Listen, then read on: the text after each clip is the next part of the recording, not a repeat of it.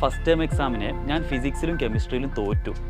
ജീവിതത്തിൽ ആദ്യമായിട്ടാണ് ഞാനൊരു എക്സാമിന് തോൽക്കുന്നത്. അപ്പോൾ അന്ന് വരെ ഞാൻ വിചാരിച്ചിരുന്നത് ഞാനൊരു പഠിപ്പിയാണെന്ന്.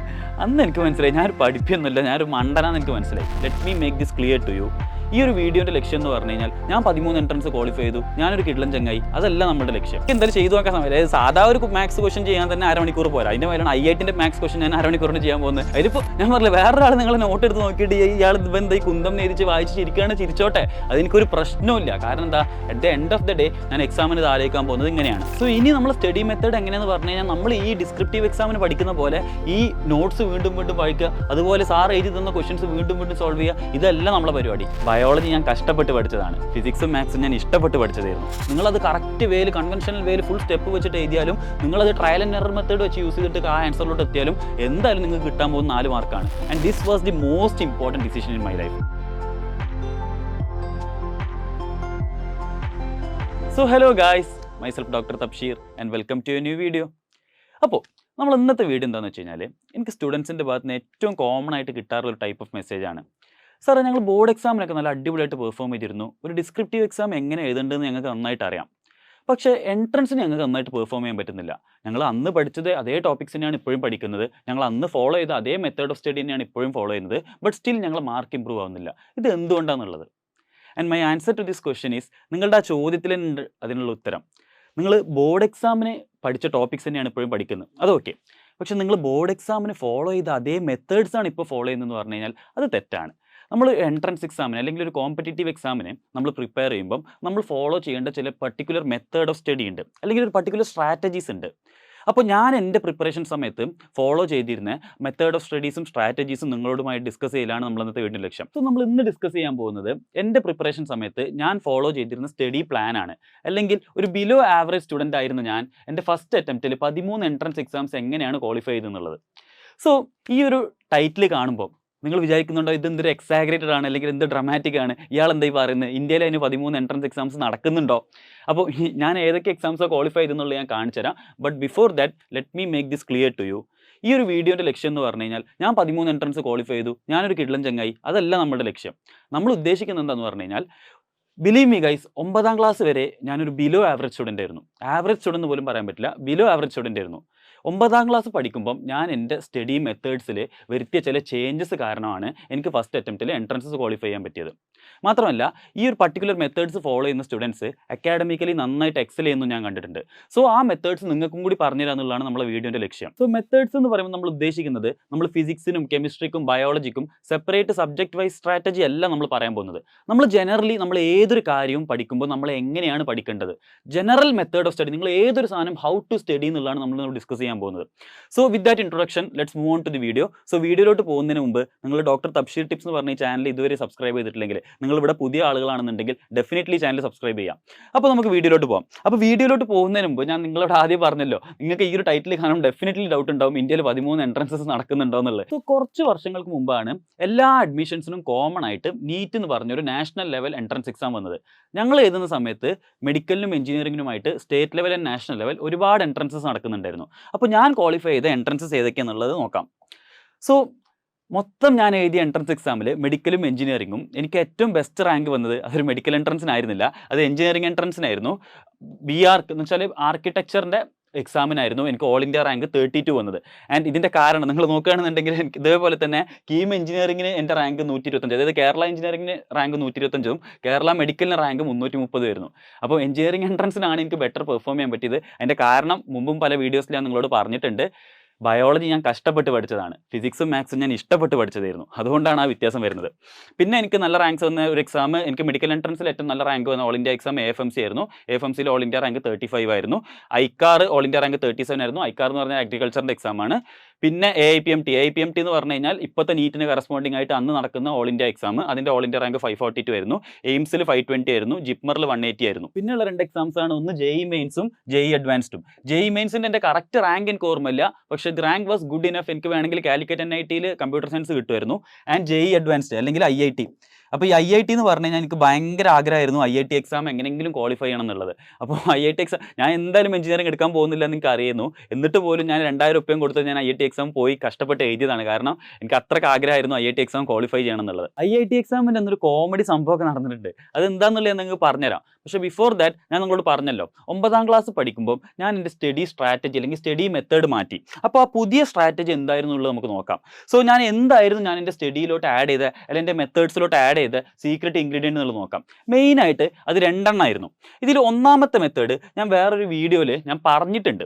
പക്ഷേ this video is incomplete without that incident. അതുകൊണ്ട് ഞാൻ പെട്ടെന്നൊന്ന് ആ ഇൻസിഡൻറ്റ് പറഞ്ഞു പോകാം. അതായത് ബേസിക്കലി എൻ്റെ ലൈഫിൽ നടന്ന കാര്യം തന്നെയാണ്. ഞാൻ 5ാം ക്ലാസ് വരെ ഞാൻ പഠിച്ചത് ആൻഡമാനിലായിരുന്നു. അപ്പോൾ അവിടുന്ന് ഞങ്ങൾ പഠിക്കുന്നത് എങ്ങനെയാണെന്ന് പറഞ്ഞാൽ എല്ലാ കാര്യങ്ങളും ബൈ ഹാർട്ട് ചെയ്യും. ഓക്കെ, എല്ലാ കാര്യങ്ങളും ഞങ്ങൾ എല്ലാ സബ്ജക്ട്സും ബൈ ഹാർട്ടാണ് ചെയ്യാറ്. അങ്ങനെ ഞാൻ 6ൽ ഞാൻ നാട്ടിലോട്ട് എത്തി, കേരളത്തിലോട്ട് വന്നു. 6 മുതലേ നാട്ടിലാണ് പഠിക്കുന്നത്. അപ്പോൾ ഞാൻ അവിടുന്ന് പഠിച്ച് വന്ന ഫോളോ ചെയ്തിരുന്നൊരു മെത്തേഡ് ഓഫ് സ്റ്റഡി തന്നെയായിരുന്നു ഞാൻ നാട്ടിലും ഫോളോ ചെയ്തിരുന്നത്. അങ്ങനെ ഞാൻ എന്ത് ചെയ്യുമെന്ന് പറഞ്ഞു കഴിഞ്ഞാൽ, ഞാൻ ഈ കാണാപ്പാടും പഠിച്ചു വെച്ച സാധനം അതുപോലെ തന്നെ പോയിട്ട് എക്സാമിന് എഴുതും. എക്സാമിനൊരു കുഴപ്പമില്ലാത്ത മാർക്ക് കിട്ടും. എനിക്ക് ലാംഗ്വേജ് വലിയ കുഴപ്പമുണ്ടായിരുന്നില്ല. അതുകൊണ്ട് ലാംഗ്വേജ് സബ്ജക്ട്സിൻ്റെ മാർക്കും എല്ലാം കൂടി കൂട്ടിയിട്ട് ഞാൻ ക്ലാസ്സിൽ ഒരു ടോപ്പ് 5 റാങ്കിൻ്റെ ഉള്ളിലേക്ക് വരും. ക്ലാസ്സിൽ ആകെ 20 കുട്ടികളുള്ളൂ, അത് വേറെ കാര്യം. പക്ഷെ എന്നാലും ടോപ്പ് 5ൻ്റെ ഉള്ളിലേക്ക് വരും. അപ്പോൾ ടോപ്പ് 5ൻ്റെ ഉള്ളിൽ വരുന്നതുകൊണ്ട് ഞാൻ വിചാരിക്കുന്നത് എന്താ വെച്ചാൽ, ഞാൻ ഒരു അടിപൊളി ചങ്ങയാണ്, എനിക്ക് നല്ല മാർക്കൊക്കെ കിട്ടുന്നുണ്ട്, എനിക്ക് നല്ല ബുദ്ധിയുണ്ട്, വലിയ കുഴപ്പമില്ല, ഞാൻ ഇതേപോലെ തന്നെ പോയാൽ മതി എന്ന് എൻ്റെ വിചാരം. അങ്ങനെ 6ാം ക്ലാസ് കഴിഞ്ഞ് 7ാം ക്ലാസ് കഴിഞ്ഞ് ഞാൻ 8ലെത്തി. 8ലാണല്ലോ നമുക്ക് ആദ്യമായിട്ട് അന്ന് ഫിസിക്സും കെമിസ്ട്രിയും ബയോളജിയൊക്കെ സെപ്പറേറ്റ് സബ്ജക്ട്സ് ആയിട്ട് വരുന്നത്. അതുവരെ എല്ലാം സയൻസ് ആണല്ലോ. അങ്ങനെ 8ാം ക്ലാസ് ഫസ്റ്റ് ടേം എക്സാമിന് ഞാൻ ഫിസിക്സിലും കെമിസ്ട്രിയിലും തോറ്റു. ജീവിതത്തിൽ ആദ്യമായിട്ടാണ് ഞാനൊരു എക്സാമിന് തോൽക്കുന്നത്. അപ്പോൾ അന്ന് വരെ ഞാൻ വിചാരിച്ചിരുന്നത് ഞാനൊരു പഠിപ്പിയാണെന്ന്. അന്ന് എനിക്ക് മനസ്സിലായി ഞാനൊരു പഠിപ്പിയൊന്നുമില്ല, ഞാനൊരു മണ്ടനാന്ന് എനിക്ക് മനസ്സിലായി. അങ്ങനെ ഞാൻ ആകെ എനിക്ക് എന്താ ചെയ്യേണ്ടതെന്ന് എനിക്ക് മനസ്സിലാവുന്നില്ല. ഞാൻ എങ്ങനെ ഇത് വീട്ടിൽ പറയും? ആദ്യമായിട്ടാണ് ഞാൻ വീട്ടിലൊരു തോറ്റ പേപ്പറുമായിട്ട് പോകേണ്ടി വരുന്നത്. അങ്ങനെ ഞാൻ അവിടെ നിന്ന് കരയാൻ തുടങ്ങി. അങ്ങനെ ഞാൻ കരയാൻ തുടങ്ങി. എന്നെ കണ്ട് പാവം തോന്നിയിട്ട് എനിക്ക് സാറ് 2ലും ഞാൻ ജസ്റ്റ് ഫെയിൽ ആയിരുന്നു. എന്നെ 2ലും ജസ്റ്റ് പാസ്സാക്കി തന്നു. ആ സാറിനൊന്നും ഞാൻ ഒരിക്കലും മറക്കൂല. അങ്ങനെ ആ ഇൻസിഡൻറ്റ് അവിടെ കഴിഞ്ഞു. അങ്ങനെ അത് കഴിഞ്ഞു. 8ാം ക്ലാസ് മൊത്തം ആ വർഷം മൊത്തം അങ്ങനെ കഴിഞ്ഞു. ഞാൻ വീട്ടിലൊന്നും പറഞ്ഞിട്ടില്ല സംഭവം. ഞാൻ എക്സാമിന് തോറ്റിരുന്നു, പിന്നെ സാറ് പാസ്സാക്കി തന്നതെന്നൊന്നും. അങ്ങനെ 8ാം ക്ലാസ് മൊത്തം കഴിഞ്ഞു. 8ൻ്റെ വെക്കേഷൻ്റെ സമയത്ത് ഞാനും എൻ്റെ സിസ്റ്ററും കൂടി ഇരുന്ന് സംസാരിക്കുന്ന സമയത്ത് ഞാൻ ഈ ഇൻസിഡൻറ്റ് സിസ്റ്ററിനോട് പറഞ്ഞു, ഇങ്ങനെ ഒരു സംഭവം നടന്നിരുന്നു. എനിക്ക് ഫിസിക്സിലും കെമിസ്ട്രിയിലും ഞാൻ ആദ്യം തോറ്റ് നിൽക്കായിരുന്നു, പിന്നെ സാർ ഇങ്ങനെ പാസ്സാക്കി തന്നാന്നൊക്കെ. അപ്പോൾ എൻ്റെ സിസ്റ്റർ എന്നോട് പറഞ്ഞു, നീ ഒന്ന് തിരിച്ച് ഇത്രയും കാലം നീ പഠിച്ചതെന്ന് ആലോചിച്ച് നോക്കിയാൽ, നീ ഇതുവരെ എല്ലാ സാധനവും ബൈ ഹാർട്ടല്ലേ പഠിച്ചത്. അപ്പോൾ നീ 5ാം ക്ലാസ്സിൽ വാട്ട് ഈസ് ഇവാപ്പറേഷൻ എന്ന് പഠിച്ചു. നിന്നോട് ഇപ്പം ഞാൻ ഇവാപ്പറേഷൻ എന്താണെന്ന് ചോദിച്ചാൽ നിങ്ങൾക്ക് പറഞ്ഞുതരാൻ പറ്റുമെന്ന് ചോദിച്ചു. അപ്പോൾ ഞാനിങ്ങനെ ആലോചിച്ചു, ഞാൻ അന്ന് ഇവാപ്പറേഷൻ എന്താണെന്നുള്ളത് ഞാൻ ഫുൾ ബൈ ഹാർട്ട് ചെയ്ത് പഠിച്ചതാണ്. ഞാനത് എക്സാമിന് എഴുതിയ സാധനമാണ്. പക്ഷെ എനിക്കിപ്പോൾ ഇവാപ്പറേഷൻ എന്താണെന്ന് ചോദിച്ചാൽ എനിക്ക് പറയാൻ അറിയില്ല. അങ്ങനെ ഓരോ കാര്യങ്ങളും സയൻസിലെ ഓരോ കാര്യങ്ങളും ഞാൻ ആലോചിക്കുമ്പോൾ അങ്ങനെയായിരുന്നു. എനിക്ക് ഇത്രയും കാലം ഞാൻ മുന്നോട്ട് നീങ്ങാൻ കാരണം ഞാൻ ലാംഗ്വേജസിൽ സ്കോർ ചെയ്യുന്ന സബ്ജക്റ്റ് ആയിരുന്നു. സയൻസിൽ ഞാൻ എന്നും വീക്കായിരുന്നു. അതിൻ്റെ കാരണം ഞാൻ ഓരോ സാധനവും ബൈ ഹാർട്ട് ചെയ്ത് പഠിക്കുന്നതായിരുന്നു. അപ്പോൾ അവൾ എന്നോട് പറഞ്ഞു, നീയുള്ള എല്ലാ സാധനവും മനസ്സിലാക്കി പഠിച്ചു നോക്കുമെന്ന് പറഞ്ഞു. അപ്പോൾ ഞാൻ ചോദിച്ചു, ഇതെങ്ങനെ ഈ മനസ്സിലാക്കി പഠിക്കുക എന്നുള്ളത്. അപ്പോൾ അവൾ എന്നോട് പറഞ്ഞു, നീ ഓരോ കാര്യം പഠിക്കുമ്പോൾ നീ എന്ത് ചെയ്യണം, നീ നോ വൈ ഓരോ കാര്യം പഠിക്കുമ്പോൾ നീ ചോദിക്കുക, എന്തുകൊണ്ടാണ് അതങ്ങനെ സംഭവിക്കുന്നത്, എന്തുകൊണ്ടാണ് അതങ്ങനെ സംഭവിക്കുന്നത് എന്നുള്ളത് ചോദിക്കുക. ഓക്കെ, അപ്പോൾ ഞാൻ എന്ത് ചെയ്തെന്ന് പറഞ്ഞു കഴിഞ്ഞാൽ, ആ ഒരു സാധനം ഞാൻ ശരിക്കും ഉൾക്കൊണ്ടു. അതായത് നമ്മളിപ്പോൾ എന്തൊരു സാധനം പഠിക്കുമ്പോൾ അതുപോലെ വിഴുങ്ങുന്നതിന് പകരം എന്തുകൊണ്ട് അങ്ങനെ സംഭവിക്കുന്നത് ആലോചിക്കാൻ തുടങ്ങി. അങ്ങനെ ഞാൻ എന്ത് ചെയ്തെന്ന് പറഞ്ഞു, 8ാം ക്ലാസ് കഴിഞ്ഞതിന് ശേഷം ഞാൻ 8 പാസ്സായി, ഞാൻ 9ലോട്ട് എത്തിയിട്ടുണ്ട്. പക്ഷേ എൻ്റെ വെക്കേഷൻ കഴിഞ്ഞിട്ടില്ല. ആ സമയത്ത് ഞാൻ 8ൻ്റെ ഫിസിക്സും കെമിസ്ട്രി എടുത്ത് ഒന്നും കൂടി വായിച്ചു. അപ്പോൾ ഞാൻ മുമ്പേ 8ൽ പഠിക്കുന്ന സമയത്ത് ഞാൻ വായിച്ച ടെക്സ്റ്റ് ബുക്കാണിത്. സോ ആ 2 വായനയിലും വന്ന വ്യത്യാസം എന്താണെന്ന് പറഞ്ഞു കഴിഞ്ഞാൽ, ഞാൻ 8 പഠിക്കുമ്പോൾ ഞാൻ പഠിച്ചിട്ടുണ്ട്, vectors have got direction as well as magnitude, scalars has got only magnitude. ഇങ്ങനെ ഞാൻ വായിച്ചിട്ടുണ്ട്. ഓക്കെ, ഞാൻ അത് അന്ന് അതേപോലെ പഠിച്ചു വെച്ചു. Vector has got direction as well as magnitude. എന്നോട് എക്സാമിന് ചോദിച്ചു കഴിഞ്ഞാൽ ഞാൻ അതുപോലെ എഴുതി വെക്കും, vector has got direction as well as magnitude. പക്ഷേ ഡയറക്ഷൻ എന്താണെന്ന് എനിക്കറിയാം. ഡയറക്ഷൻ എന്ന് പറഞ്ഞാൽ ഒരു ദിശ. പക്ഷേ മാഗ്നിറ്റ്യൂഡ് എന്താണെന്ന് പറഞ്ഞാൽ എനിക്ക് അറിയില്ലായിരുന്നു. പക്ഷേ എന്നിട്ട് ഞാൻ പഠിച്ചു വെക്കുന്നുണ്ട്, വെക്ടർ എന്ന് പറഞ്ഞാൽ മാഗ്നിറ്റ്യൂഡ് ഡയറക്ഷനുള്ളൊരു സംഭവമാണെന്ന്. മാഗ്നിറ്റ്യൂഡ് എന്താണെന്ന് അറിയാത്ത എനിക്ക് പിന്നെ വെക്ടർ എന്താണെന്ന് മനസ്സിലാവോ? കാരണം വെക്ടറിന് ഡയറക്ഷനും മാഗ്നിറ്റ്യൂഡ് ഉണ്ടെന്ന് ഞാൻ പഠിക്കുന്നത്. അപ്പോൾ ഞാൻ ഈ 2ാമത്തെ വായന 8 കഴിഞ്ഞതിന് ശേഷമുള്ള വായനയിൽ ഞാൻ ഏട്ടനോട് പോയി ചോദിച്ചു, ഏട്ടാ മാഗ്നിറ്റ്യൂഡ് എന്ന് പറഞ്ഞാൽ എന്താണെന്ന് ചോദിച്ചു. അപ്പോൾ എന്നോട് കാക്ക പറഞ്ഞു, അതായത് മാഗ്നിറ്റ്യൂഡ് എന്ന് പറഞ്ഞൊരു വാല്യൂ ആണ്. ഓക്കെ, മാഗ്നിറ്റ്യൂഡ് എന്ന് പറഞ്ഞു കഴിഞ്ഞാൽ ഒരു വാല്യൂ ആണ്. ഇപ്പോൾ നമ്മൾ ഒരു ഫോഴ്സ് പറയണം, 10 ന്യൂട്ടൺ എന്ന് പറയുകയാണെങ്കിൽ ഇവിടെ 10 ആണ് ആ മാഗ്നിറ്റ്യൂഡ് എന്ന്. അപ്പോൾ എനിക്ക് മനസ്സിലായി, വെക്ടർ എന്ന് പറഞ്ഞാൽ അതിനൊരു ഡയറക്ഷൻ ഉണ്ടാവും, ഒരു വാല്യൂ ഉണ്ടാവും. സ്കെലാർസ് എന്ന് പറഞ്ഞാൽ അതൊരു വാല്യൂ മാത്രമായിരിക്കും, അതിന് ഡയറക്ഷൻ ഉണ്ടാവില്ല എന്നുള്ളത്. സോ ആ ഒരു എക്സാമ്പിൾ വെച്ചിട്ട് ഞാൻ ഉദ്ദേശിക്കുന്നത് എൻ്റെ ആ 2 വായനയിൽ വന്ന വ്യത്യാസമാണ്. അതായത് ബൈ ഹാർട്ട് ചെയ്യുക എന്നുള്ളത് ഞാൻ കംപ്ലീറ്റ്ലി അവോയ്ഡ് ചെയ്തു. അങ്ങനെ അന്ന് മുതൽ ഞാൻ പഠിക്കുന്ന എല്ലാ കാര്യങ്ങളും ഞാൻ ഈ രീതിയിൽ പഠിക്കാൻ തുടങ്ങി. അതായത് ഓരോ കാര്യം പഠിക്കുമ്പോൾ അതിൻ്റെ കോൺസെപ്റ്റ് പഠിക്കാൻ തുടങ്ങി, അല്ലെങ്കിൽ അതിൻ്റെ കാരണം എന്തുകൊണ്ടാണ് അങ്ങനെ സംഭവിക്കുന്നത് പഠിക്കാൻ തുടങ്ങി. അങ്ങനെ 9ാം ക്ലാസ് തുടങ്ങി. 9ാം ക്ലാസ്സിൽ ഞാൻ എൻ്റെ ഒരു പുതിയ സ്റ്റഡി മെത്തേഡ് അഡാപ്റ്റ് ചെയ്തു. അങ്ങനെ 9ാം ക്ലാസ്സിൽ ഫസ്റ്റ് ടൈം എക്സാം കഴിഞ്ഞു. 9ാം ക്ലാസ് ഫസ്റ്റ് ടൈം എക്സാമിൻ്റെ ഫിസിക്സിൻ്റെയും കെമിസ്ട്രീൻ്റെയും പേപ്പർ എൻ്റെ സാർ എനിക്ക് തന്നത് ഞാൻ ജീവിതത്തിൽ ഒരിക്കലും മറക്കൂല. കാരണം ഇതേ സാറ് കഴിഞ്ഞ വർഷം 8ാം ക്ലാസ്സിലെ ഫിസിക്സിലെയും കെമിസ്ട്രീൻ്റെയും പേപ്പർ എനിക്ക് തന്നപ്പോൾ ഞാൻ തോറ്റ ആളാണ്. എനിക്ക് 9ാം ക്ലാസ്സിൽ ഫിസിക്സിൽ 40ൽ 40ഉം കെമിസ്ട്രിയിൽ 40ൽ 39ഉം കിട്ടി. ഞാൻ ശരിക്കും ഷോക്കായിപ്പോയി.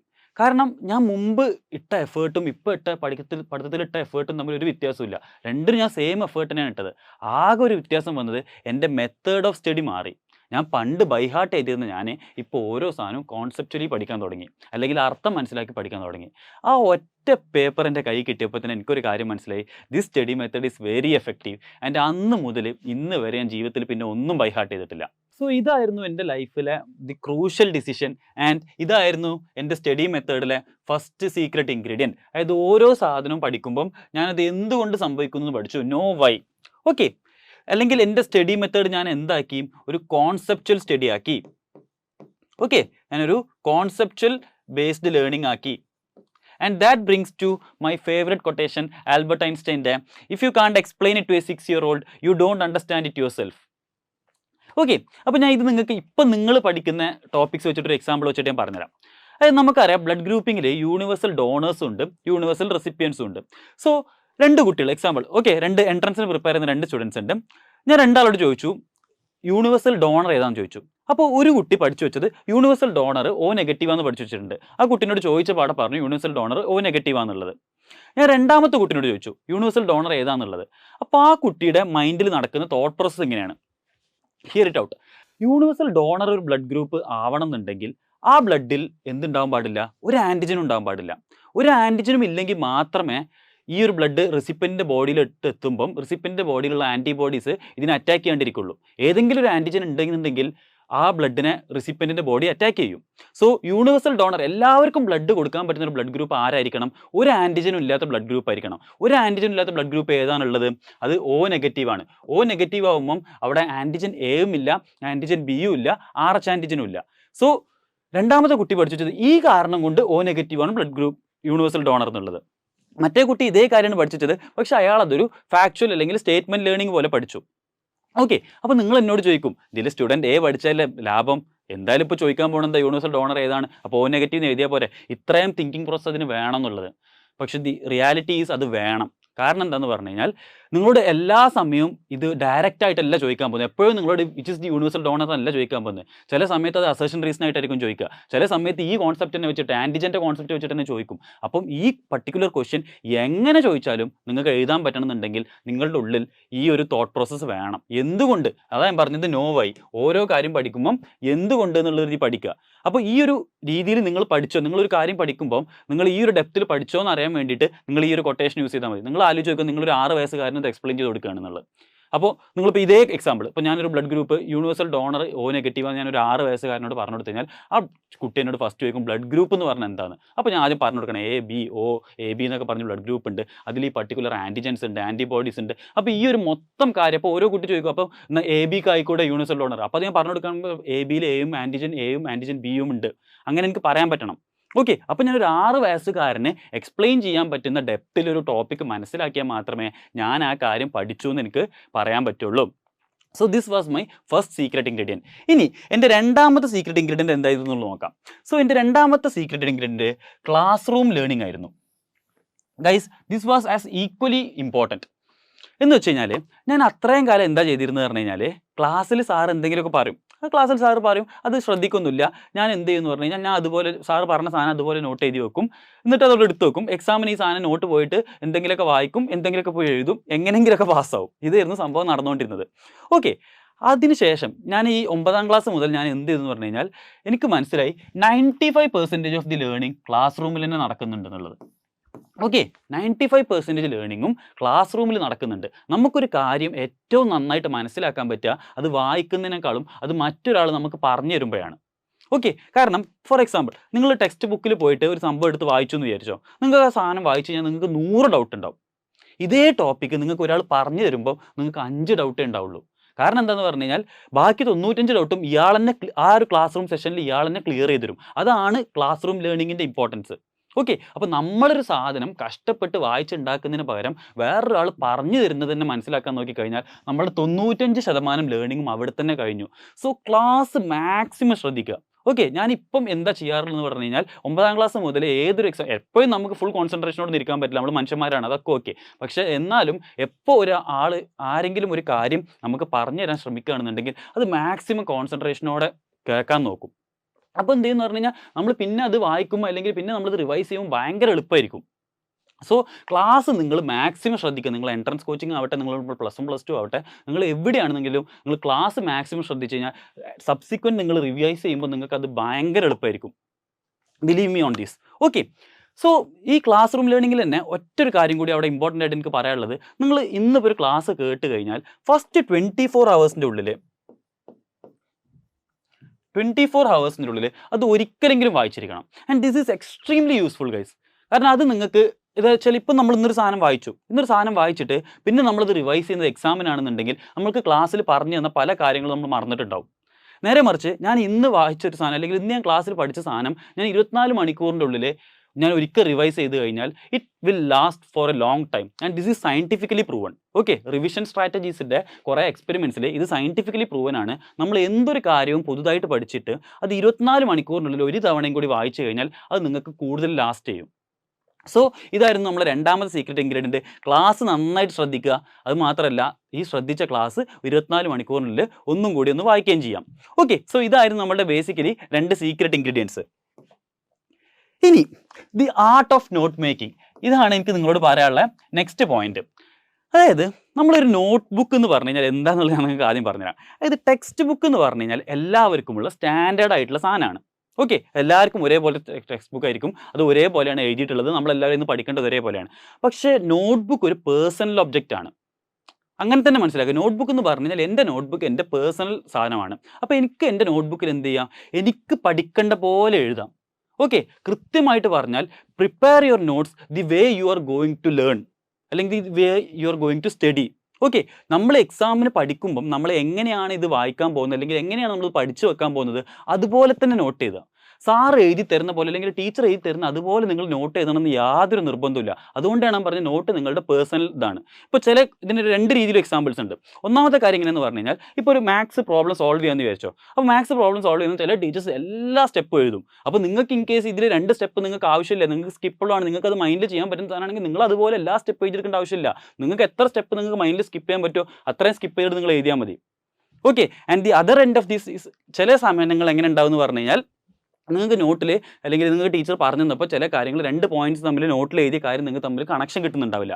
അപ്പോൾ അതിൻ്റെ ഒരു കണക്ഷൻ ചിലപ്പോൾ ടീച്ചറെ പറഞ്ഞിട്ടുണ്ടാവും, അല്ലെങ്കിൽ ടീച്ചർ പറഞ്ഞു തന്നിട്ടില്ലെങ്കിൽ നമ്മൾ തന്നെ ആലോചിച്ച് ഒരു കണക്ഷൻ ഉണ്ടാക്കി വെച്ചിട്ടുണ്ടാവും. അപ്പോൾ ആ ഉണ്ടാക്കി വെച്ച സാധനം എന്ത് ചെയ്യുക, ജസ്റ്റ് നോട്ടിൽ സൈഡിൽ എഴുതി വെക്കുക. കാരണം എന്താ വെച്ചാൽ നമ്മൾ റിവൈസ് ചെയ്യാൻ വരുമ്പോൾ നമ്മൾ ഈ 2 പോയിന്റ്സ് വായിക്കുമ്പോൾ വീണ്ടും നമുക്ക് ഈ സാധനം ഡൗട്ട് വരും. അതായത് ഇത് രണ്ടും തമ്മിൽ എങ്ങനെയാണ് കണക്ഷൻ ഉള്ളത്. അപ്പോൾ നമ്മളിത് മൊത്തം ആലോചിച്ചെടുക്കുന്നതിന് പകരം അതവിടെ സൈഡിൽ ഉണ്ടെങ്കിൽ നമുക്ക് പെട്ടെന്ന് മനസ്സിലാവും. And over time what happens is that നിങ്ങൾ ഇത് റിവൈസ് ചെയ്ത് വരുമ്പോൾ ലാസ്റ്റിലോട്ടൊക്കെ എത്തുമ്പോൾ നിങ്ങൾക്ക് ഇങ്ങനെ ഇവിടെ 2 പോയിന്റ് ഉണ്ട്, ഈ 2 പോയിന്റ് നമ്മളുടെ കണക്ഷൻ ഞാൻ ഇവിടെ തന്നെ സൈഡിലുണ്ട്, ആ ഒരു സ്പീഡിൽ നിങ്ങൾക്ക് അത് പിക്ക് ചെയ്ത് പോകാൻ പറ്റും. അപ്പോൾ ഞാൻ പറഞ്ഞു വന്നതെന്ന് പറഞ്ഞു കഴിഞ്ഞാൽ, നോട്ട്ബുക്ക് നിങ്ങൾക്ക് പഠിക്കേണ്ട പോലെ എഴുതി വെക്കുക. നിങ്ങൾക്കത് എങ്ങനെ വേണമെങ്കിലും എഴുതി വെക്കുക. അപ്പോൾ ഫോർ എക്സാമ്പിൾ നമുക്ക് ഈ മെൻസ്ട്രൽ സൈക്കിളിൽ ലൂട്ടിയൽ ഫേസ് സെക്രീറ്ററിക്കും ഫോളിക്കുലർ ഫേസ് പ്രോളിഫറേറ്റീവിനും കറസ്പോണ്ടിങ് എന്നുള്ള മെൻസ്ട്രൽ സൈക്കിൾ നിങ്ങൾക്ക് അറിയാലോ. അപ്പോൾ അത് ഞാൻ പഠിച്ചു വെച്ച് എങ്ങനെയെന്ന് പറഞ്ഞു കഴിഞ്ഞാൽ, നമ്മളെ ബസ്സിൽ ഞാൻ അത്യാവശ്യം ലിമിറ്റഡ് സ്റ്റോപ്പിൽ കയറിയിട്ടായിരുന്നു ഞാൻ സ്കൂളിൽ പോയിക്കൊണ്ടിരുന്നത്. അപ്പോൾ LSFP എന്നുണ്ടാവും, ലിമിറ്റഡ് സ്റ്റോപ്പ് ഫാസ്റ്റ് പാസഞ്ചർ, അതിൻ്റെ കൂടെ അപ്പം ലൂട്ടിയൽ ഫേസ് സെക്രട്ടറിക്ക് കറസ്പോണ്ടിങ്ങും ഫോളിക്കുലർ ഫേസ് പ്രോളിഫറേറ്റീവിന് കറസ്പോണ്ടിങ്ങും എന്നുള്ളത് ഞാൻ അങ്ങനെയായിരുന്നു പഠിച്ചിട്ടുണ്ട്. അതിൻ്റെ LSFP എന്നുള്ളത് ഞാൻ എൻ്റെ നോട്ടിൽ എഴുതി വെച്ചിരുന്നു. കാരണം എനിക്ക് അതിലൊരു കുറച്ചിലുമില്ല. കാരണം എന്താ, എക്സാമിന് ഇത് ചോദിച്ചു കഴിഞ്ഞാൽ ഞാൻ LSFP വെച്ചിട്ടാണ് ഇത് ആലോചിക്കാൻ പോകുന്നത്. ഓക്കെ, അപ്പോൾ ഇത് നിങ്ങൾ എങ്ങനെയാണ് പഠിച്ചു വെച്ചതെന്നുള്ളത് അതുപോലെ തന്നെ നോട്ടിൽ എഴുതി വെക്കുക. നോട്ട് നിങ്ങളുടെ ഒരു പേഴ്സണൽ ഒബ്ജക്റ്റ് ആക്കുക. അല്ലെങ്കിൽ വേറൊരു എക്സാമ്പിൾ പറയുകയാണെന്നുണ്ടെങ്കിൽ നിങ്ങൾക്ക് അറിയാം, നമ്മളെ നീലക്കുറിഞ്ഞിൻ്റെ സയന്റിഫിക് നെയിം NCERT പറഞ്ഞിരുന്നുണ്ട്, സ്ട്രൊബൈലാന്തസ് കുന്തിയാന. അപ്പോൾ എനിക്ക് ഈ വാക്ക് തുടക്കത്തിൽ പഠിച്ചു വെക്കാൻ അല്ലെങ്കിൽ ഓർത്ത് വെക്കാൻ ഭയങ്കര ബുദ്ധിമുട്ടായിരുന്നു. അപ്പോൾ ഞാൻ എന്ത് ചെയ്തു പറഞ്ഞു കഴിഞ്ഞാൽ, ഞാൻ ഇങ്ങനെ ആലോചിച്ചു, നീലക്കുറിഞ്ഞി എന്നുള്ളതിൻ്റെ scientific name something related to കുന്തം. ഓക്കെ, അപ്പോൾ ഞാൻ നീലക്കുറിഞ്ഞിൻ്റെ സയന്റിഫിക് നെയിം എനിക്ക് എപ്പോഴെങ്കിലും ആലോചിച്ചെടുക്കണമെന്നുണ്ടെങ്കിൽ ഞാൻ ആദ്യം കുന്തം എന്ന് ആലോചിക്കും, എന്നിട്ട് ഞാൻ കുന്തിയാന, അങ്ങനെ സ്ട്രൊബൈലാന്തസ് കുന്തിയാന എന്നുള്ളിലോട്ട് എത്തും. അപ്പോൾ ഞാൻ എന്ത് ചെയ്യുന്നു, ഞാൻ നോട്ടിൽ ഈ സാധനം എഴുതി വെക്കുമ്പോൾ സൈഡിലൂടെ കുന്തം എഴുതി വെച്ചു. അതിലിപ്പോൾ ഞാൻ പറഞ്ഞില്ല, വേറൊരാൾ നിങ്ങളെ നോട്ട് എടുത്ത് നോക്കിയിട്ട് ഇയാൾ എന്താ ഈ കുന്തം എഴുതിച്ച് വായിച്ച് ചിരിക്കുകയാണ്, ചിരിച്ചോട്ടെ, അതെനിക്കൊരു പ്രശ്നമില്ല. കാരണം എന്താ, at the end of the day ഞാൻ എക്സാമിന് ഇത് ആലോചിക്കാൻ പോകുന്നത് ഇങ്ങനെയാണ്. സോ ഞാൻ പറഞ്ഞ പോലെ നിങ്ങൾക്ക് വേണ്ട പോലെ പേഴ്സണലൈസ് ചെയ്തിട്ട് നോട്ട് ചെയ്യുക. നിങ്ങൾക്ക് എങ്ങനെയാണോ നിങ്ങൾ ഓർത്തിരിക്കാൻ പോകുന്നത് അതുപോലെ നോട്ട് ചെയ്യുക. ഓക്കെ അല്ലേ? ഇനി ഞാൻ തുടക്കത്തിൽ പറഞ്ഞല്ലോ, നമ്മളൊരു ഡിസ്ക്രിപ്റ്റീവ് എക്സാമും ഒരു എൻട്രൻസ് എക്സാമും തമ്മിലുള്ള മെയിൻ ഡിഫറൻസ് എന്ന് പറഞ്ഞു കഴിഞ്ഞാൽ നമ്മളുടെ സ്റ്റഡി സ്ട്രാറ്റജിയാണ്. ആ സ്ട്രാറ്റജിയിലെ ഒരു ഇമ്പോർട്ടൻറ്റ് ഡിഫറൻസ് എന്താണെന്നുള്ളത് എപ്പോൾ തന്നെ പറഞ്ഞുതരാം. അതായത് ഒരു എൻട്രൻസിന് നമ്മൾ പ്രിപ്പയർ ചെയ്യുമ്പോൾ നിങ്ങളിപ്പോൾ ഒരു പുതിയ ചാപ്റ്റർ പഠിച്ചു. ഫോർ എക്സാമ്പിൾ നിങ്ങൾ മോഷൻ ഇൻ എ പ്ലെയിൻ എന്നുള്ള ചാപ്റ്റർ പഠിച്ചു എന്ന് വിചാരിക്കാം. അപ്പോൾ ഈ മോഷൻ ഇൻ എ പ്ലെയിൻ ഒരു തിയറി ഉണ്ടാവും. ആ തിയറിൻ്റെ കൂടെ മോഷൻ ഇൻ എ പ്ലെയിൻ നിങ്ങൾക്ക് പഠിപ്പിച്ചു തരുന്ന എൻട്രൻസ് കോച്ചിങ് സെൻറ്ററിലോ സ്കൂളിലോ ആയിട്ട് നിങ്ങൾക്ക് കുറച്ച് ക്വസ്റ്റ്യൻസും പഠിപ്പിച്ചെന്നുണ്ടാവും. സോ ഇനി നമ്മൾ സ്റ്റഡി മെത്തേഡ് എങ്ങനെയെന്ന് പറഞ്ഞു കഴിഞ്ഞാൽ നമ്മൾ ഈ ഡിസ്ക്രിപ്റ്റീവ് എക്സാമിന് പഠിക്കുന്ന പോലെ ഈ നോട്ട്സ് വീണ്ടും വീണ്ടും വായിക്കുക, അതുപോലെ സാർ എഴുതി തന്ന ക്വസ്റ്റ്യൻസ് വീണ്ടും വീണ്ടും സോൾവ് ചെയ്യുക, ഇതല്ല നമ്മളെ പരിപാടി. നമ്മൾ എന്താ ചെയ്യാൻ പോകുന്നത് പറഞ്ഞു കഴിഞ്ഞാൽ ആ നോട്ട്സ് 1 മാക്സിമം 2 തവണ വായിക്കും. എന്നിട്ട് നമ്മൾ ആ സാർ ചെയ്തു തന്ന ക്വസ്റ്റ്യൻസ് ഒന്ന് പെട്ടെന്ന് നോക്കും. ഈ ക്വസ്റ്റ്യനൊക്കെ എങ്ങനെയൊക്കെയാണ് ചെയ്യുന്നത് ഇതെല്ലാം മനസ്സിലാക്കി വെക്കും. അതിൽ ഏതെങ്കിലും ക്വസ്റ്റ്യൻ എനിക്ക് ചെയ്യാൻ ട്രബിൾ ഉണ്ടെങ്കിൽ അല്ലെങ്കിൽ ബുദ്ധിമുട്ടുണ്ടെങ്കിൽ മാത്രം ഞാൻ ആ ക്വസ്റ്റ്യൻ മാത്രം സോൾവ് ചെയ്യും. എന്നിട്ട് ഞാൻ എന്ത് ചെയ്യുന്നു പറഞ്ഞു കഴിഞ്ഞാൽ ഞാൻ ആ ചാപ്റ്ററിന് ചോദിക്കാൻ സാധ്യതയുള്ള ഏതെങ്കിലും ഒരു ഗൈഡ് എടുക്കുക, അല്ലെങ്കിൽ ഏതെങ്കിലും ഒരു വെബ്സൈറ്റ് എടുക്കുക, ആ ചാപ്റ്ററിന് ചോദിക്കാൻ സാധ്യതയുള്ള ഒരുപാട് ക്വസ്റ്റ്യൻസ് ചെയ്യാം. ഓക്കെ, അപ്പം നിങ്ങൾ എന്താ ചെയ്യുന്നതെന്ന് പറഞ്ഞു കഴിഞ്ഞാൽ നിങ്ങൾക്ക് ഇനി ഈ ചാപ്റ്ററിന് ഏത് രീതിയിൽ ക്വസ്റ്റ്യൻ വന്നു കഴിഞ്ഞാൽ നിങ്ങൾക്ക് സോൾവ് ചെയ്യാൻ പറ്റണം. ഓക്കെ, അല്ലാണ്ട് സാറ് നമുക്ക് ക്ലാസ്സിൽ ചെയ്തു തന്ന ക്വസ്റ്റ്യൻസ് മാത്രമല്ല നമുക്ക് സോൾവ് ചെയ്യാൻ പറ്റേണ്ടത്. അതിനാണ് ഞാൻ പറഞ്ഞത് കോൺസെപ്റ്റ് ബേസ്ഡ് ലേണിംഗ് ഇമ്പോർട്ടൻ്റ് ആണ്. അപ്പോൾ ആ ചാപ്റ്ററിന് വേണ്ട കോൺസെപ്റ്റ് എല്ലാം നമ്മൾ ഉൾക്കൊള്ളുക. ആ കോൺസെപ്റ്റ് നമുക്ക് MCQs കാണുമ്പം അപ്ലൈ ചെയ്യാൻ പറ്റുന്നുണ്ടോ എന്ന് നോക്കുക. അവിടെ നിങ്ങൾക്ക് പുതിയ ക്വസ്റ്റ്യൻസ് കാണുമ്പോൾ അപ്ലൈ ചെയ്യാൻ പറ്റുന്നുണ്ടെങ്കിൽ മാത്രമേ നിങ്ങൾക്ക് എന്ത് ചെയ്യാൻ പറ്റുള്ളൂ, എൻട്രൻസിന് നിങ്ങളൊരു പുതിയ ടൈപ്പ് ക്വസ്റ്റ്യൻ കാണുമ്പോൾ നിങ്ങൾക്ക് അത് അപ്ലൈ ചെയ്യാൻ പറ്റുള്ളൂ. സോ ബേസിക്കലി ഞാൻ പറഞ്ഞു തരുന്നത് നിങ്ങൾ MCQsനെ ഇഷ്ടപ്പെടുക. Okay, you should love MCQs. Okay, അപ്പം നിങ്ങൾ ഒരു MCQ ഇപ്പോൾ ഒരു ഡിസ്ക്രിപ്റ്റീവ് എക്സാമിന് നിങ്ങളൊരു ക്വസ്റ്റ്യൻ സോൾവ് ചെയ്യേണ്ട ഒരു രീതി മാത്രം പഠിച്ചു വെച്ചാൽ മതി. പക്ഷേ ഒരു MCQന് നിങ്ങൾ എന്ത് ചെയ്യാന്ന് പറഞ്ഞു കഴിഞ്ഞാൽ നിങ്ങൾക്ക് എത്ര മെത്തേഡ്സ് കിട്ടുന്നോ അത്രയും മെത്തേഡ്സിൽ അത് സോൾവ് ചെയ്യാൻ നോക്കുക. കാരണം അറ്റ് ദി എക്സാമിൻ്റെ അന്ന് ദിവസം നിങ്ങൾക്ക് ഇതിൽ ഏത് മെത്തേഡ് വെച്ചിട്ടാണ് ഒരു ക്വസ്റ്റ്യൻ സോൾവ് ചെയ്യാന്നുള്ളത് പറയാൻ പറ്റില്ല. ഇപ്പോൾ ഞാൻ പറഞ്ഞല്ലോ തുടക്കത്തിൽ IITൻ്റെ ഒരു കോമഡി കാണുന്നുള്ളത്, അതെന്താണെന്നുള്ളത് ഞാൻ പെട്ടെന്ന് പറഞ്ഞുതരാം. അതായത് IIT എക്സാമിന് 2 പേപ്പർ ഉണ്ട്. രാവിലെ ഒരു 3 മണിക്കൂറിൻ്റെയും ഉച്ചക്കത്തെ ഒരു 3 മണിക്കൂറിൻ്റെയും സെഷനാണ്. അപ്പം IITക്ക് നമുക്ക് മൊത്തം ഗ്രാൻഡ് ടോട്ടൽ മാത്രം കട്ട് ഓഫ് ക്ലിയർ ചെയ്താൽ പോരാ, നമ്മൾ ഗ്രാൻഡ് ടോട്ടലും ക്ലിയർ ചെയ്യണം. അതായത് മൊത്തം നമുക്ക് എക്സാമിൽ ഇത്ര മാർക്കിൻ്റെ കൂടുതൽ വേണം. അതുകൂടാണ്ട് നമുക്ക് സബ്ജക്റ്റ് വൈസ് കട്ട് ഓഫ് എന്ന് പറഞ്ഞൊരു സംഭവമുണ്ട്. അതായത് ഫിസിക്സിൽ സെപ്പറേറ്റ് ഇത്ര മാർക്ക് വേണം, കെമിസ്ട്രിയിൽ സെപ്പറേറ്റ് ഇത്ര മാർക്ക് വേണം, മാത്സിൽ സെപ്പറേറ്റ് ഇത്ര മാർക്ക് വേണം. അപ്പോൾ ഈ ഫസ്റ്റ് പേപ്പറിന് എന്ത് സംഭവിച്ചെന്ന് പറഞ്ഞു കഴിഞ്ഞാൽ ഞാൻ ഫിസിക്സും കെമിസ്ട്രിയും കുറച്ചൊക്കെ അവിടെ നിന്ന് ഇങ്ങനെ എന്തൊക്കെയോ ചെയ്തു. പക്ഷേ മാത്സിന് എന്തായെന്ന് പറഞ്ഞു കഴിഞ്ഞാൽ മാത്സിൻ്റെ മുമ്പ് ഞാൻ എൻ്റെ ഇൻവിജിലേറ്ററിനോട് എത്ര സമയം ബാക്കിയുണ്ട് ചോദിച്ചു. അപ്പോൾ അവരോട് പറഞ്ഞു 1/2 മണിക്കൂറേ ബാക്കിയുള്ളൂ. ശരിക്കും അപ്പോൾ 1.5 മണിക്കൂർ ബാക്കിയുണ്ടായിരുന്നു. എൻ്റെ കയ്യിൽ വാച്ച് ഉണ്ടായില്ല, അവരെ കയ്യിൽ നിന്ന് തെറ്റിപ്പോയി. അവർ പറഞ്ഞു 1/2 മണിക്കൂറേ ബാക്കിയുള്ളൂ. അങ്ങനെ ഞാൻ എന്ത് ചെയ്തെന്ന് പറഞ്ഞു കഴിഞ്ഞാൽ ഇനിയിപ്പോൾ എന്തായാലും ചെയ്യാൻ സമയമില്ലല്ലോ. ഫസ്റ്റ് പേപ്പറിന് രാവിലത്തെ സെഷൻ IITക്ക് അന്ന് നെഗറ്റീവ് ഉണ്ടായിരുന്നില്ല. അത് ഓരോ വർഷം ഓരോ പോലെ ഉണ്ടാവുക. അന്ന് നെഗറ്റീവ് ഉണ്ടായിരുന്നില്ല. അപ്പോൾ ഞാൻ മാത്സ് ഫുള്ള് വിടുന്നതിന് പകരം എന്ത് ചെയ്യാമെന്ന് വിചാരിച്ചു, ഞാൻ മാത്സിൽ അന്ന് രാവിലത്തെ സെഷനിൽ മൾട്ടിപ്പിൾ ചോയ്സും ഇൻഡിജർ ടൈപ്പും ഈ 2 ടൈപ്പ് ക്വസ്റ്റൻസ് ഉണ്ടായിരുന്നത്. മൾട്ടിപ്പിൾ ചോയ്സ് എന്ന് പറഞ്ഞു കഴിഞ്ഞാൽ അതിൽ ഓപ്ഷൻസ് ABCD ഇതിൽ ഏത് കോമ്പിനേഷൻസ് ആവാം, Aയും C ആവാം, Bയും D ആവാം, എങ്ങനെയാവാം. അതിന് ഇൻഡിജർ ടൈപ്പ് എന്ന് പറഞ്ഞു കഴിഞ്ഞാൽ ഓപ്ഷൻസ് ഉണ്ടാവുക 0 മുതൽ 9 വരെയാണ്. ഇതിൽ ഏതെങ്കിലും ഒരു നമ്പർ ആയിരിക്കും നമ്മുടെ ആൻസർ. എന്ന് വെച്ചാൽ ഒരു ചോദ്യത്തിന് 10 ഓപ്ഷൻ ഉണ്ടാവും. ഓക്കെ, അപ്പോൾ എനിക്ക് എന്തായാലും ചെയ്തു നോക്കാൻ സമയം. അതായത് സാധാ ഒരു മാത്സ് ക്വസ്റ്റൻ ചെയ്യാൻ തന്നെ 1/2 മണിക്കൂർ പോരാ. അതിൻ്റെ മേലാണ് IITൻ്റെ മാത്സ് ക്വസ്റ്റൻ ഞാൻ 1/2 മണിക്കൂറിന് ചെയ്യാൻ പോകുന്നത്. ഞാൻ എന്ത് ചെയ്തെന്ന് പറഞ്ഞു കഴിഞ്ഞാൽ ഞാൻ കണ്ണും കൂട്ടിയിട്ട് മൾട്ടിപ്പിൾ ചോയ്സിന് മൊത്തം ABCD 4 കുത്തി, ഇൻഡിജർ ടൈപ്പിന് മൊത്തം 0 എന്ന് ആൻസർ കുത്തി. എന്നാൽ മുമ്പത്തെ പേപ്പേഴ്സൊക്കെ നോക്കിയപ്പോൾ കുറേ ആൻസേഴ്സ് 0 ഉണ്ടായിരുന്നു. അപ്പോൾ ഇതിലും അങ്ങനെ ഉണ്ടാവുമെന്ന് വിചാരിച്ചിട്ട് ഞാൻ മൾട്ടിപ്പിൾ ചോയ്സിനും എല്ലാത്തിനും ABCD Aയും Bയും Cയും Dയും കുത്തി, ഇൻഡിജറിന് മൊത്തം 0 കുത്തി.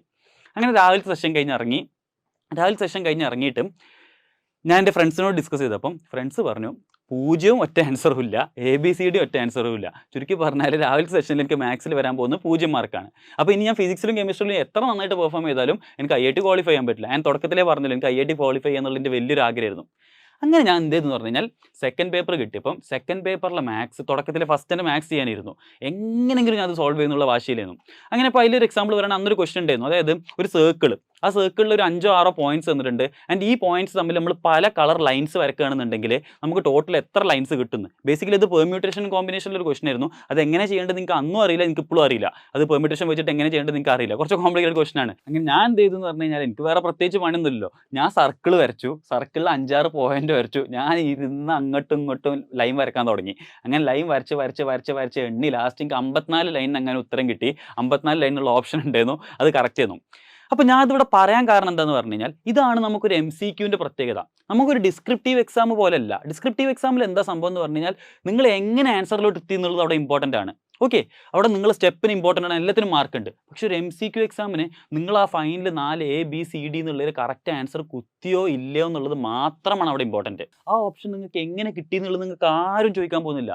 നിങ്ങളത് കറക്റ്റ് വേയിൽ കൺവെൻഷണൽ വേയിൽ ഫുൾ സ്റ്റെപ്പ് വെച്ചിട്ട് എഴുതിയാലും നിങ്ങളത് ട്രയൽ ആൻഡ് എറർ മെത്തേഡ് വെച്ച് യൂസ് ചെയ്തിട്ട് ആ ആൻസറിലോട്ട് എത്തിയാലും എന്തായാലും നിങ്ങൾക്ക് കിട്ടാൻ പോകുന്ന 4 മാർക്കാണ്. സോ ഇതാണ് ഒരു MCQ exam theory based exam നമ്മൾ വ്യത്യാസം. നിങ്ങളുടെ ഫ്രണ്ടിൽ തന്നെ ആൻസർ ഉണ്ട്, നിങ്ങൾ ആ തെറ്റായിട്ടുള്ള ആൻസർ ഒഴിവാക്കിയാൽ മതി. അപ്പോൾ ഞാൻ ഈ IITൻ്റെ കഥ പറയാൻ കാരണം നമ്മളൊരു MCQ കിട്ടുമ്പം അതിന് പല രീതിയിൽ അത് ആലോചിച്ച് നോക്കണം. കാരണം ഈ ഒരു പർട്ടിക്കുലർ ക്വസ്റ്റ്യൻ ഞാൻ എക്സാമിന് അപ്പോൾ അവിടെ നിന്ന് വരച്ച് നോക്കാൻ എനിക്ക് തോന്നിയത് കാരണം എനിക്ക് അതിൻ്റെ കൺവെൻഷണൽ വേ അറിയില്ല, പക്ഷെ എനിക്ക് എങ്ങനെയെങ്കിലും ആൻസർ എത്തണം. സോ ആൻസറിൽ എത്തണമെന്നുണ്ടെങ്കിൽ ഞാൻ MCQs മുമ്പ് ഞാൻ ഒരുപാട് MCQs സോൾവ് ചെയ്ത് എങ്ങനെയെങ്കിലുമൊക്കെ സോൾവ് ചെയ്തൊരു എക്സ്പീരിയൻസ് എനിക്ക് വേണം. സോ അതാണ് ഞാൻ പറഞ്ഞത്, basically U should love MCQs എന്ന് വെച്ച് കഴിഞ്ഞാൽ നിങ്ങൾ ഏതെങ്കിലും ഒരു പർട്ടിക്കുലർ ചാപ്റ്റർ കഴിഞ്ഞാൽ നിങ്ങൾ അതന്നെ വീണ്ടും വീണ്ടും ഇരുന്ന് വായിക്കാണ്ട് നിങ്ങൾക്ക് എന്തായാലും എക്സാമിന് ചോദിക്കാൻ പോകുന്നത് നിങ്ങളുടെ എല്ലാ ക്വസ്റ്റ്യൻസും നിങ്ങളോട് ചോദിക്കാൻ പോകുന്ന MCQ ആണ്. സോ നിങ്ങൾ MCQ മാത്രം മാസ്റ്റർ ചെയ്താൽ മതി. അപ്പോൾ നിങ്ങൾ MCQs എടുക്കുക, ആ ചാപ്റ്ററിൻ്റെ റെലവൻ്റ് ആയിട്ടുള്ള MCQs സോൾവ് ചെയ്ത് ഇങ്ങനെ നോക്കുക. ഏതെങ്കിലും ഭാഗത്ത് MCQs നിങ്ങൾക്ക് കിട്ടുന്നില്ല, അവിടുത്തെ തിയറി നിങ്ങൾക്ക് വീക്കാന്ന് തോന്നുന്നുണ്ടെങ്കിൽ ആ ഭാഗം മാത്രം തിയറി ഒന്ന് വായിക്കുക, വീണ്ടും MCQസിലോട്ട് പോവാം. ഓക്കെ, സോ ഇതാണ് നമ്മളൊരു കോമ്പറ്റേറ്റീവ് എക്സാമിന് ഫോളോ ചെയ്യേണ്ട രീതി. Maximum number of MCQs solve ചെയ്യുക. ക്ലിയർ അല്ലേ? ഇനി എന്നോട് ആരെങ്കിലും ഒരു എൻട്രൻസ് എക്സാമിന് എങ്ങനെയാണ് പ്രിപ്പയർ ചെയ്യേണ്ടതെന്ന് ചോദിച്ചു കഴിഞ്ഞാൽ I would say it's a balance between smart work and rest. ഞാൻ ഒരിക്കലും ഹാർഡ് വർക്ക് എന്ന് പറയില്ല, ഇറ്റ്സ് സ്മാർട്ട് വർക്ക്. കാരണം എന്നോട് പലരും ചോദിക്കാറുള്ളൊരു കാര്യമാണ്, സാറേ എക്സാമിന് നമ്മളൊരു എൻട്രൻസ് കിട്ടണമെന്നുണ്ടെങ്കിൽ നമ്മളൊരു ദിവസം എത്ര മണിക്കൂർ ഇരുന്ന് പഠിക്കണം എന്നുള്ളത്. ഞാൻ ഇവരോട് എല്ലാവരോടും പറയാറുള്ളത് ഒരേ ഉത്തരവാണ്, എത്ര മണിക്കൂർ ഇരുന്ന് പഠിക്കുക എന്നുള്ളതിനേക്കാളും നിങ്ങൾ ആ സമയം എങ്ങനെ ഇരുന്ന് പഠിച്ചു എന്നുള്ളതാണ് മോർ ഇമ്പോർട്ടൻറ്റ്. ഓക്കെ, അപ്പം നിങ്ങൾ പഠിക്കാനിരിക്കുമ്പം പിന്നെ നിങ്ങളെ മനസ്സിൽ വേറെ ഒന്നും പാടില്ല. പഠിക്കാതിരിക്കുമ്പോൾ ഫുൾ കോൺസെൻട്രേഷനിൽ പഠിക്കുക. നിങ്ങൾ കുറച്ച് സമയം പഠിക്കുന്നുണ്ടെങ്കിൽ ഒരു കുഴപ്പമില്ല. പക്ഷേ ആ സമയത്ത് പഠിക്കാനിരിക്കുമ്പോൾ ഞാൻ പോയി എന്താ പറയുക, ഉമ്മ ചായപ്പൊടി വാങ്ങാൻ പറഞ്ഞിരുന്നു, ഞാൻ ചായപ്പൊടി വാങ്ങിയില്ലല്ലോ, അല്ലെങ്കിൽ ഞാനിപ്പോൾ ഒരു മറ്റെന്താ പറയുക, ഇപ്പോൾ ഞാൻ പഠിക്കേണ്ട സമയമാണോ, ഞാൻ ക്വസ്റ്റ്യൻ സോൾവ് ചെയ്യേണ്ട സമയമല്ലേ, അതൊന്നും തോട്ട്സ് ഒന്നും പാടില്ല. പഠിക്കാൻ ഇരിക്കുന്ന സമയത്ത് നിങ്ങൾ പഠിക്കുക. അല്ലെങ്കിൽ നിങ്ങൾ ചായപ്പൊടി വാങ്ങിക്കൊണ്ടുവന്നിട്ട് വന്നിരുന്ന് പഠിച്ചോ, അതൊന്നും നമുക്ക് പ്രശ്നമില്ല. പക്ഷേ ഇരിക്കുന്ന സമയത്ത് നിങ്ങൾ എന്ത് ചെയ്യുക, മാക്സിമം കോൺസെൻട്രേറ്റ് ചെയ്യുക. അതായത് be honest to yourself. Okay, നിങ്ങളോട് ആത്മാർത്ഥത കാണിക്കുക.